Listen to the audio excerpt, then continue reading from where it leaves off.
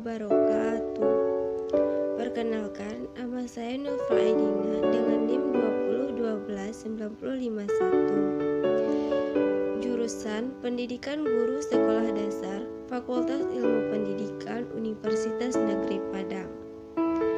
Baiklah, pada kesempatan ini saya akan membahas materi tentang paragraf. Baiklah, pada materi paragraf ini saya akan membahas 4 pokok bahasan. Yang pertama yaitu hakikat paragraf.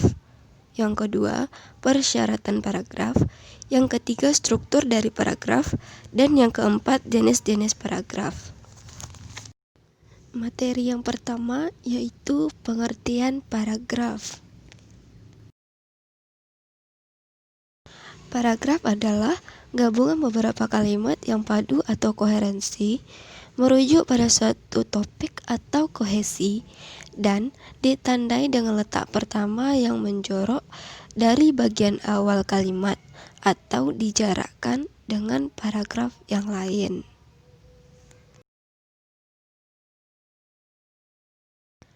Hakikat paragraf sebenarnya tidak sesederhana itu.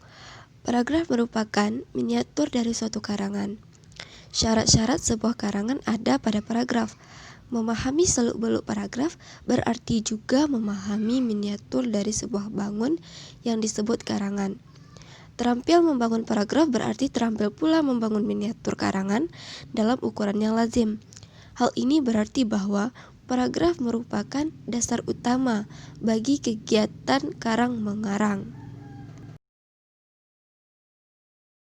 Yang selanjutnya yaitu persyaratan suatu paragraf.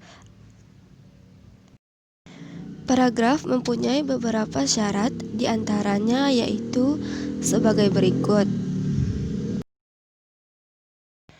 Syarat paragraf yang pertama adalah kohesi atau kesatuan.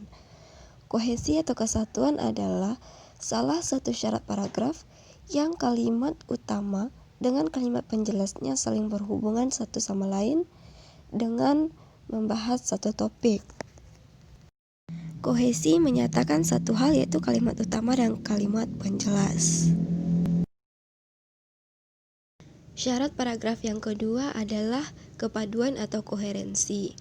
Kepaduan atau koherensi ini adalah salah satu syarat paragraf di mana kalimat utama dan kalimat penjelasnya saling berhubungan satu sama lain dengan menggunakan kata kunci atau kata ganti. Kepaduan atau koherensi tertuju pada satu hal. Yang pertama, repetisi. Kepaduan paragraf dan kata kunci. Yang kedua, kata ganti, yaitu menghindari monotoni atau bervariasi. Yang ketiga, kata transisi, yaitu penyambungan antar kalimat.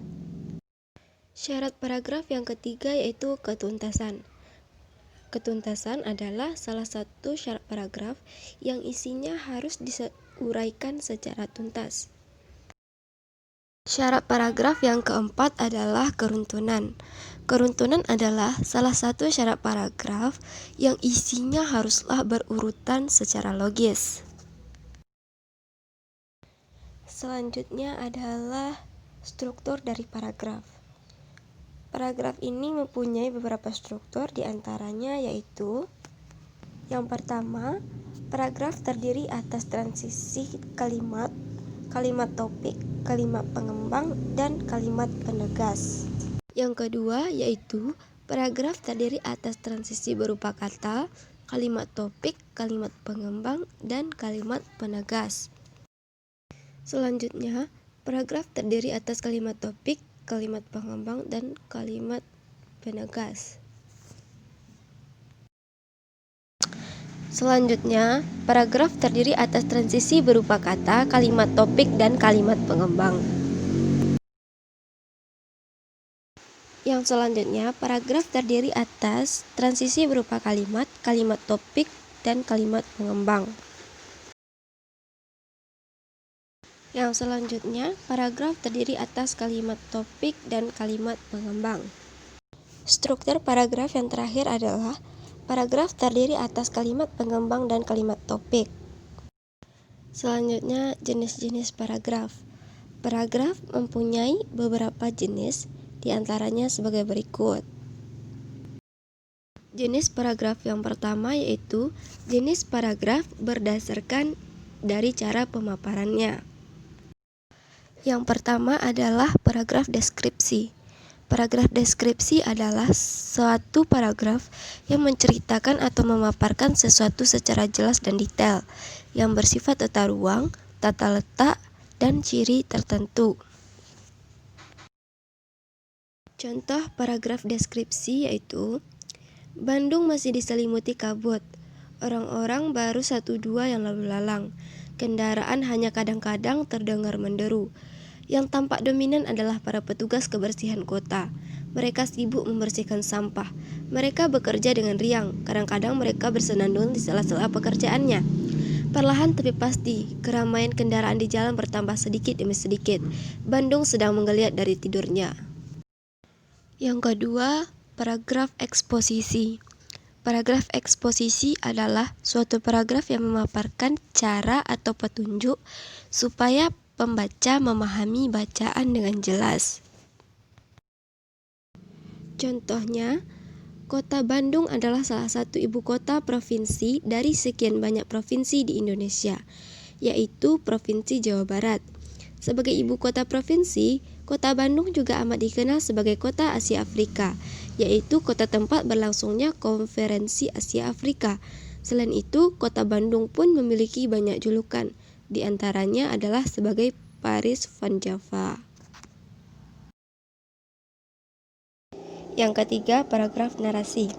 Paragraf narasi adalah suatu paragraf yang menceritakan suatu kejadian atau peristiwa yang di dalamnya terdapat subjek, pelaku, waktu kejadian, serta alur cerita. Contoh paragraf narasi yaitu, hari itu ia telusuri sudut demi sudut kota Bandung yang amat dicintainya seolah-olah tidak mau ada satupun sudut yang terlewat.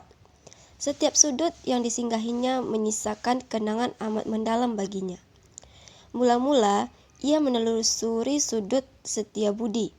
Di wilayah ini ia menyimpan amat banyak kenangan. Penelusuran dilanjutkan ke kenangan bersama sahabatnya, juga kekasihnya. Lalu ia lanjutkan menyusuri wilayah alun-alun yang sekarang telah berubah total dari masa 20 tahun yang lalu.